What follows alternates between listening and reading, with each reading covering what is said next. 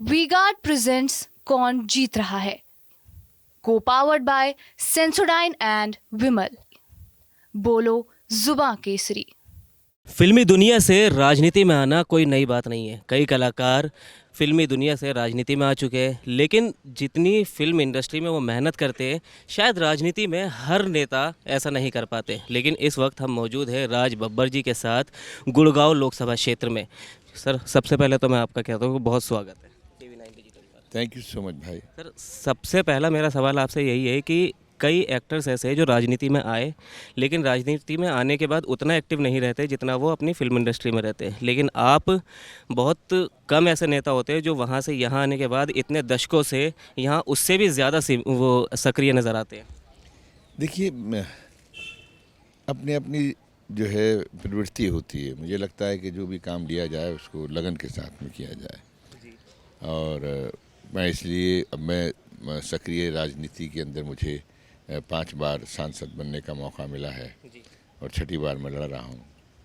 तो मेरा जो है ये सिर्फ सांसद राज बब्बर नहीं बनता, बल्कि राज बब्बर उस जो भी 10 लाख 25 लाख लोग जो वोटर हैं और जो परिवार हैं उनके लिए जनप्रतिनिधि बनता है।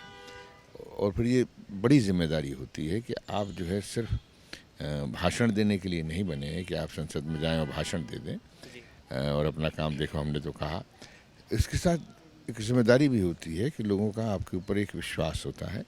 आपको वोट देकर जिताया है तो उनकी कुछ समस्याएं होती हैं, उनके कुछ जो चाहते हैं कि हमारे लिए हमारा जनप्रतिनिधि करे। तो इस जिम्मेदारी के लिए आपको वक्त तो देना पड़ता है और वक्त के साथ साथ आप उनके साथ में प्रतिबद्धता भी होती है। राज बब्बर सर, क्योंकि 25 तारीख को हरियाणा में सभी सीटों पर मतदान होगा, आपकी भी लोकसभा उन्हीं में से एक है। क्योंकि अब दिन काफ़ी कम बचे और काफ़ी चरम पर है हरियाणा में भी लोकसभा चुनाव के लिए जो प्रचार प्रसार किया जा रहा है, और आपकी भी मेहनत उतनी ही ज़्यादा चरम पर है। तो क्या आपको लगता है कि इस बार आपकी मेहनत रंग लाने वाली है? देखिए, मैं अपना काम करता हूँ। मेरा काम है मेहनत करना। और सच माने में पूछिए तो चुनाव तो गुड़गांव की जनता लड़ रही है, क्योंकि जिस तरह से लोगों का उत्साह है, जुनून है, इस बार गुड़गांव की जनता चुनाव जीतेगी। सर, क्योंकि आपका मुकाबला जो है वो गुड़गांव के राव इंद्रजीत जी से है, जो कि पहले से मौजूदा सांसद हैं। वो भी स्थानीय नेता माने जाते हैं, उन्हें भी काफ़ी लोग पसंद करते हैं। वो मैं इसलिए कह रहा हूँ क्योंकि हम अभी हाल ही में नूह गए और वहाँ एक गांव में हमने खासकर मुस्लिम समाज के लोगों से वहाँ जाकर बात की।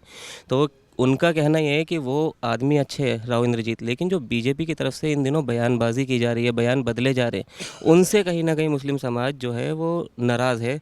तो क्या इसका आपको कोई फ़ायदा होगा और उन्हें नुकसान होगा? देखिए, मैं हिंदू मुसलमान नहीं जानता। मेरा राजनीति में जो मेरा काम करने का तरीका है वो मुसलमानों में या हिंदुओं में या बिरादरियों में नहीं होता। मैं क्षेत्र के लिए काम करता हूँ और क्षेत्र के अंदर जो विकास की योजनाएं हैं वो पिछले 10 साल से तो रुकी ही हुई हैं। मतलब समझ में नहीं आता कि ये क्यों रुके और क्यों इसके प्रति उदासीनता है। चाहे वो गुड़गांव ज़िला हो, चाहे वो रेवाड़ी ज़िला हो, चाहे वो मेवात ज़िला हो। तो मेरा कोई जो यहाँ सांसद हैं बड़े आदमी हैं, इसमें कोई दो राय नहीं, बहुत बड़े आदमी हैं। लेकिन उनका थोड़ा सा वो है कि लोगों के बीच में थोड़ा उनका आना जाना कम होता है, वो मिलते मिलाते नहीं हैं और लोगों की समस्याओं के बारे में भी उनका बहुत ज़्यादा जो है रुझान नहीं होता। अभी मैं थोड़ी देर पहले अग्निवीर के बच्चों से मिल रहा था, जो अग्निपथ के वो इतने ज़्यादा मतलब आंखों में आंसू आ गए थे उनके कि बोले साहब जब ये अग्निपथ योजना आई तो हम अपने सांसद के पास में गए तो हमें जो है उन्होंने मिलने से मना कर दिया और दरवाजे बंद कर दिए। तो ये चीज़ें कहीं ना कहीं इस पूरे क्षेत्र के अंदर बहुत ज़्यादा इसका उबाल है और वो उबाल जो है वो राज बब्बर को चुनाव लड़वा रहा है। क्योंकि आपके कार्यालय से उनका ऑफिस भी ज़्यादा दूर नहीं है यहाँ गुड़गांव में। अभी हम उन्हीं के यहाँ थे, कुछ घंटों पहले ही उनसे बातचीत करने के लिए वहाँ गए, तो हम उनके ऑफिस में बैठे थे, तो वहीं कुछ लोग आए और उन्होंने, क्योंकि हम TV9 डिजिटल से, तो उन्होंने देखकर हमसे बात की और उन्होंने कहा कि साहब हमारी सोसाइटी में आई है, 4 साल से कुछ नहीं हो रहा है, जो समस्या थी जस की तस है। तो क्या जनता गुड़गांव लोकसभा की उम्मीद आपसे ये करे कि इस तरह की समस्याएं आपके जीतने के बाद नहीं आएंगी? दोस्त, ये जो जनप्रतिनिधि का मतलब होता है कि वो जनता के बीच में आदान प्रदान करता रहे, जनता की समस्याओं को समझे। जब आप उनके बीच में ही नहीं रहेंगे, उनके बीच में उनसे मुलाकातें नहीं करेंगे, तो नेचुरली उसका एक नुकसान तो होगा ही। और जहाँ तक राजबब्बर का सवाल है, राजबब्बर तो कोई जात बरादरी पर चुनाव लड़ा नहीं है। 3 बार लोकसभा में जीता, 2 बार राज्यसभा में रहा, 26 साल से सांसद रहा। तो मेरी तो लोगों के अंदर ये मानना ही होता है कि ये काम करने वाला आदमी है। मैं काम करता हूँ, मैं लोगों के बीच में रह के काम करता हूँ। जो आपने पहला प्रश्न किया ना, वो यही वजह है कि मैं लोगों के बीच में सिंसियरली काम करता हूँ। जब उनकी समस्याएं नहीं होगी तो वो क्यों आपको अपना नेता माने भाई?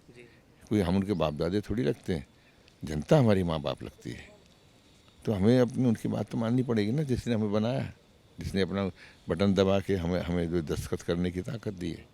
अगर वो भी ना हम उनके लिए एहसानमंद नहीं है, तो या हम उनके लिए कर्तव्यपरायण नहीं है, तो फिर तो एक बड़ा धोखा है ना। क्योंकि आप 26 साल से सांसद हैं और लगभग 3 दशक मान के चले कि 3 दशक से आप सक्रिय राजनीति में हैं, लेकिन फिर भी ये बार बार सवाल आ रहा है इस बार कि बाहरी होने का सवाल जो है वो बार बार आ रहा है आपके नाम पर। मैं इसके लिए तो यही कह सकता हूँ, वैसा मैंने तो लोग तो यहाँ से मेरे लिए अच्छा ये कि कॉन्स्टिट्यूंसी बिल्कुल NCR में, दिल्ली के पास है, और गुड़गांव से 50 मिनट लगते हैं पार्लियामेंट जाने को। तो मैं तो रहूँगा ही यहीं, मैं सरकारी कोठी में रहने के लिए थोड़ी आया हूँ। राव इंद्रजीत ने भी हाल ही में राजबब्बर जी बयान दिया कि धर्मवीर जी के नामांकन को लेकर कि मुझे एक दिन पहले पता चलता है, मुझे बताया नहीं जाता और मैं खबर लूँगा कि मुझे जब नहीं बताया गया इस बारे में। तो वो किसकी खबर लेने की बात कर रहे हैं? क्योंकि धर्मवीर जो है वो मनोहर लाल खट्टर, पूर्व मुख्यमंत्री, उनके करीबी माने जाते हैं और कहीं ना कहीं ये कहा जाता है कि इनकी उनसे इतनी अच्छी बनती नहीं खट्टर साहब से, राव इंद्रजीत जी की। तो क्या ये खट्टर साहब की खबर लेने की बात कर रहे थे अभी जो हाल ही में इन्होंने बयान दिया? मुझे नहीं पता, मैंने ना सुना इसके बारे में, ना मुझे मालूम है। सर, हरियाणा में इंडिया गठबंधन कितनी सीटें जीत रहा है लगभग? आप यकीन मानेंगे, जी 10 की 10। 10 की 10। ठीक है। सर, आपने मध्य प्रदेश के चुनाव में चुटकी लेते हुए कहा था कि मैं आप लोगों से दुआ करूंगा कि मोदी को मुख्यमंत्री मत बना लेना, नहीं तो बहुत बुरे हाल हो जाएंगे प्रदेश के। तो इस बार प्रधानमंत्री जी के लिए आप क्या कहेंगे? मैं तो कुछ भी नहीं कह रहा उनके लिए। मैं तो उनका लोगों को चाह रहे थे ना कि वहाँ पे चुनाव लड़ रहे थे ना वो लोग, इनके चेहरे से, तो मैंने कहा भाई उनको मुख्यमंत्री मत बनाओ। जी। तो जब आप फिल्मी इंडस्ट्री में आपने कदम रखा, उस वक्त भी कई समस्याओं का सामना करना पड़ा होगा, संघर्ष वहाँ भी आपने किया, संघर्ष यहाँ भी किया, तो कुछ समानताएं थी या सारी चीज़ें अलग अलग थी? देखिए, जब भी आदमी जीवन में कोई भी काम करता है, आप कम संघर्ष कर रहे हैं, आप भी कर रहे हैं, एस्टेब्लिश होने के बावजूद भी कर रहे हैं। तो संघर्ष तो एक ज़िंदगी का एक हिस्सा है, और वो चलता रहता है। कहीं भी आप जाओगे संघर्ष करते रहोगे।